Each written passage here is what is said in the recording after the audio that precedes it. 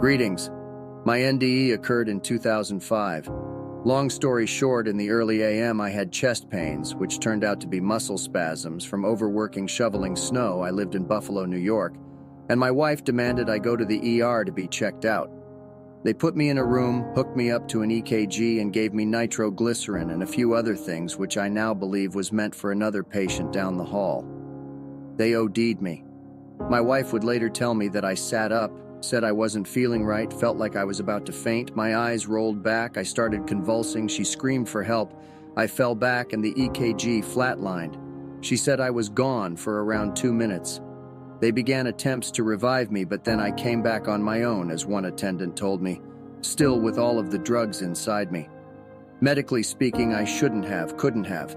The details matter and are very personal, but I'll share simply that I was fully alive and aware over there, more than I ever had been here, and saw and was drawn to that light, more a brightness than light. I only came back because a man whom I believed to be my father, who passed over in 1998, told me without words that I shouldn't keep going. It wasn't time. All this was an answer to prayer.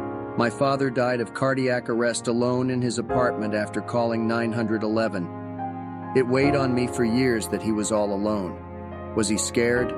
What did he experience? Was it terrifying or traumatic or peaceful? I asked God many times to somehow reveal to me what he went through so I could put my mind and heart at ease. I guess there was only one way to truly find out. I had also lost my 2-year-old daughter in 1997, but that was too traumatic to even consider. That took me 20 years to settle.